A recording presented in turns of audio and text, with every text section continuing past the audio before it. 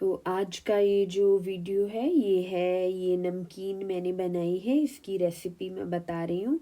तो इसमें मैंने क्या किया है, इसमें मैंने सारे नट्स और सीड्स जो हैं वो ले रखे हैं। तो इसमें मैंने जो लिया है अखरोट है, बादाम, काजू है और थोड़े ये तरबूज, खरबूज और सनफ्लावर सीड्स। आपके पास जो भी अवेलेबल है, ऐसा कोई हार्ड एंड फास्ट रूल नहीं है। नारियल भी ले सकते हो आप, और जो भी आपको पसंद है, जो अवेलेबल है वो आप ले सकते हो। और इसको मैंने क्या किया है, इसको मैंने थोड़ा फ़ैट लिया था मैंने। आप चाहो तो देसी घी भी ले सकते हो, मैंने फ़ैट में बनाई है। तो ये फ़ैट मैंने, जो चर्बी होती है वो चर्बी वाला घी, उसमें इतना लिया जितने में ये फ्राई हो जाए। तो अलग अलग चीज़ें फ्राई की, जैसे बादाम जो है, बादाम अलग से फ्राई किए हैं, अखरोट अलग से फ्राई किए हैं, और किशमिश नहीं फ्राई की है मैंने। बाकी सारे नट्स और सीड्स फ्राई किए हैं। तो इसलिए किए हैं अलग अलग, क्योंकि सबका टाइमिंग जो होती है पकने की अलग अलग होती है। कोई बड़ा पीस है या मोटाई के हिसाब से उसका जो कुकिंग टाइम होता है डिफरेंट होता है। तो अलग अलग ही सबको आप रोस्ट करें। अगर कोकोनट है तो उसको भी अलग से रोस्ट करें, और कोकोनट चाहो तो ऐसे भी डाल सकते हो मगर जब रोस्ट करोगे तो अच्छे से वो क्रिस्प हो जाता है, स्लाइसेस काट के उसके, वो बहुत अच्छा लगता है। तो वो आप इस तरीके से मैंने ये सभी रोस्ट कर लिए, मतलब फ्राई कर लिए अच्छी तरीके से, मगर आंच हल्की होना चाहिए, हल्की आंच पे इनको फ्राई किया। थोड़ा सा टाइम लगता है, बहुत ज़्यादा भी नहीं, और आपको पता चल जाएगा जब वो फ्राई हो जाएंगे। थोड़ा टाइम लग जाता है, मतलब जलना नहीं चाहिए, बस इतना हो कि वो क्रिस्पी हो जाए अंदर से। तो फ्राई करने के बाद फिर मैंने उसमें ये किशमिश डाल दी है मीठे मीठे के लिए। आप चाहो तो अखरोट, वो जो छुआरा होता है वो भी डाल सकते हो, मैंने किशमिश डाली है यहाँ पर। और इसमें काली मिर्च और नमक, सेंधा नमक या जो समुद्री नमक होता है वो भी डाल सकते हो, मैंने पिंक सॉल्ट डाला है। आपके पास जो अवेलेबल है आप वो डालो। तो काली मिर्च, नमक और पिसी हुई थोड़ी सी लाल मिर्च गरम गरम में ही मिलानी है। जैसे ही आप सब फ्राई करके निकाल लो, तभी गरम गरम से स्पून लेके, हाथ तेज़ होगा वो, हाथ मत लगाओ, स्पून से ही उसमें मिला लो।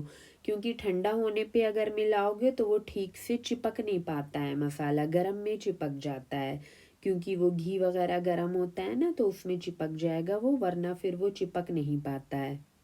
फिर ये आप रख दो इसको ठंडा होने के लिए। जब ये ठंडा हो जाएगा तो ये खूब क्रिस्पी हो जाएगा एकदम, और बहुत टेस्टी होगा। तो ये जो है ये आप अपनी डाइट में किसी भी टाइम ऐड कर सकते हो। और मतलब ऐसा कोई हार्ड एंड फास्ट रूल नहीं है किस टाइम खाना है, किसी भी टाइम नाश्ते में भी ले सकते हो, मॉर्निंग में भी ले सकते हो। और इसको आप चाय के साथ भी खा सकते हो, क्योंकि इसमें आयरन का इतना ज़्यादा मसला नहीं है। आयरन वाली चीज़ जो होती है वो चाय के साथ नहीं लेते हैं।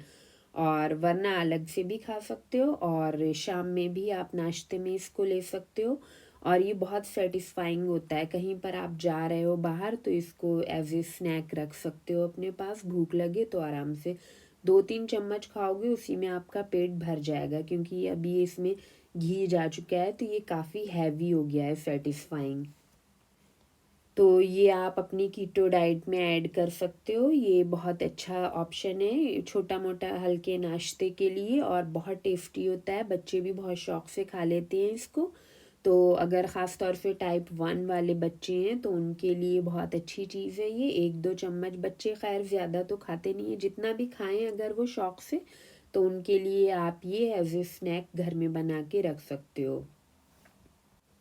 मगर बहुत ज़्यादा क्वांटिटी में एक साथ नहीं बनाएं, क्योंकि ये फिर ख़राब होने का, ऑक्सीडाइज होने का भी डर रहता है। तो मतलब थोड़ा बनाएं, जितना 1-2 हफ्ते बस चल जाए, और एयर टाइट जार जो है उसमें आप इसको भर के रख दें। जार जो है आपका कांच का हो तो बेहतर है, कांच के जार में जल्दी चीज़ ख़राब नहीं होती है, कोई भी प्लास्टिक में जल्दी ख़राब हो जाती है। तो अगर आपको थोड़ा सा ज़्यादा चलाना है तो कांच के जार में रख दें आप इसको। और अगर किसी नट्स या सीड से आपको एलर्जी है तो वो ना लें आप, और अगर एलर्जी नहीं है आपको तो आप आराम से इसको खा सकते हैं। ये बहुत अच्छा ऑप्शन है और टेस्टी ऑप्शन है। अच्छा, फ्राई करते टाइम इसमें कढ़ाई में बहुत ज़्यादा घी नहीं लेना है कि उसमें डूब जाए बिल्कुल। ऐसा करते जाएं जैसे अब बादाम आप फ्राई कर रहे हैं तो फिर आप उतने बादामों के लिए एक अंदाज़ लगा लीजिए।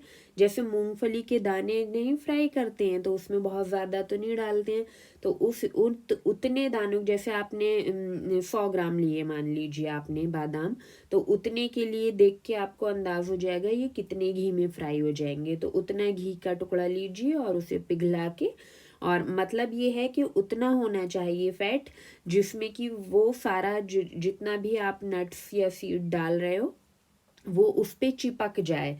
मतलब बहुत ज़्यादा नहीं हो कि वो एकदम बहुत ज़्यादा, क्योंकि फिर वो ख़राब हो जाएगा। क्योंकि आप देखोगे जब आप फ्राई कर लोगे जो नीचे घी बचेगा वो मतलब लाली लिए हुए, और उसमें जो भी धूल गंदगी जो भी होती है ना वो चिपकी हुई उसके नट या सीड के छिलके के ऊपर, वो सारी जो है वो उस घी में आ जाएगी।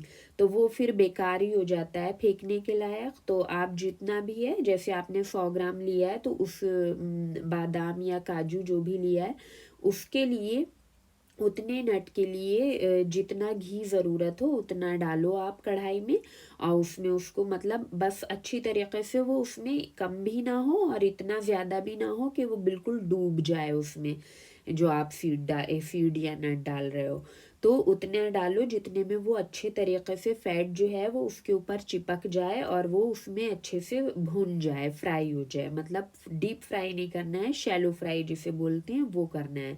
मतलब पक जाए वो अच्छे तरीके से। फिर हल्की आंच पे आप उसको चलाते रहो, ये ध्यान रखना है, ऊपर नीचे करते रहो, वरना क्या होगा नीचे वाला जो है वो जल जाएगा और ऊपर का आपका कच्चा रह जाएगा। तो बार बार उसको ऊपर नीचे करके पकाओ, ऊपर नीचे कभी ऊपर मतलब कलछी उसमें चलाते रहो थोड़ी थोड़ी देर के बाद, जिससे कि वो सब इक्वल पके। ऐसा ना हो कोई दाना कच्चा रह जाए आपका और कोई पक्का रह जाए।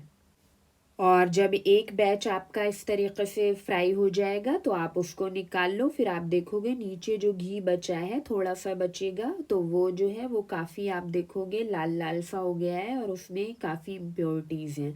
तो उसी घी में आप थोड़ा सा और घी डालो, जो दूसरा आप जैसे अब आपने अखरोट या काजू या सीड्स लिए हैं तो उतने के लिए आप अंदाज़ लगा लो। आंखों से आपको कुकिंग करते हुए इतना तो अंदाज हो ही जाता है कितना हमको चाहिए होगा इतने मटेरियल के लिए।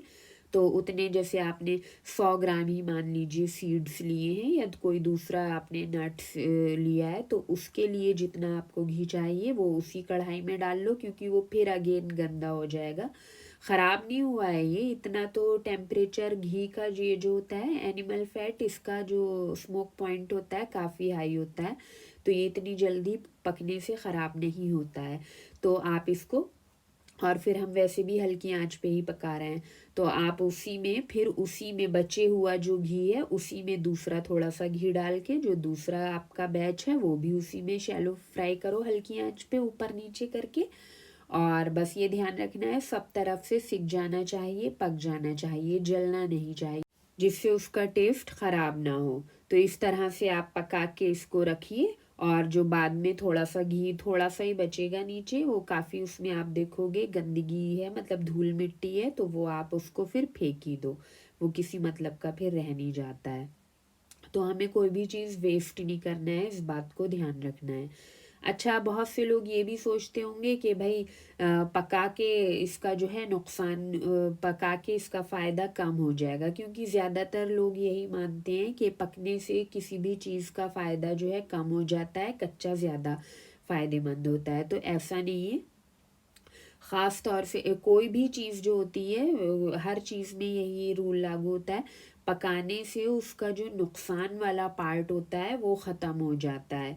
और मीट में तो खैर ऐसा मसला नहीं होता है कि नुकसान वाला उसमें कोई पार्ट हो, क्यों। और लेकिन ये नट्स सीड्स और कुछ एक सब्जियां वगैरह जो होती हैं उसमें कभी कभी क्या अक्सर ऐसा होता है कि कोई केमिकल ये अपने अंदर ऐसा बनाते हैं जिससे अपने प्रोटेक्शन के लिए, अब जैसे सीड्स होते हैं, सीड्स का काम क्या होता है, दोबारा से फिर से प्लांट को बनाना, तो उसके अंदर कुछ अलग केमिकल होती हैं। तो वो कभी कभी रॉ खाओ, आप कच्चा खाओ इस तरीके से, तो नुकसान भी कर जाता है, गैस हो जाएगी, ब्लोटिंग हो सकती है। तो वो सारी चीज़ें जो होती हैं, सब्जियों में भी कभी कभी ऐसा होता है किसी किसी सब्जी में, ये प्लांट्स जो हैं अपने अंदर, तभी प्लांट्स का कुछ सब्जियों का बिटर टेस्ट या इस तरीके का होता है, नहीं खाई जाती हैं।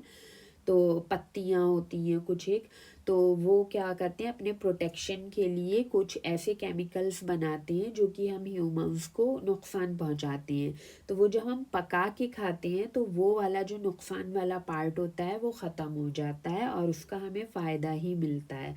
तो इस बात को जहन से निकाल दीजिए कि कोई भी चीज़ जो है वो पका के जो है वो नुकसानदेह हो जाती है। तो नट और सीड्स का उसूल भी यही होता है कि या तो उसे पका के खाओ या फिर वो अच्छी तरीके से भीगे हुए होना चाहिए, वरना अगर आप उसको ऐसे ही कच्चा खाओगे तो वो कई बार नुकसान भी कर जाते हैं। तो इस तरीके से आप मज़ेदार भी बनेगा और आपको इसका कोई नुकसान भी नहीं होगा। तो आज के लिए बस इतना ही, फिर मिलते हैं किसी और दूसरी रेसिपी या फिर किसी इंफॉर्मेशन के साथ।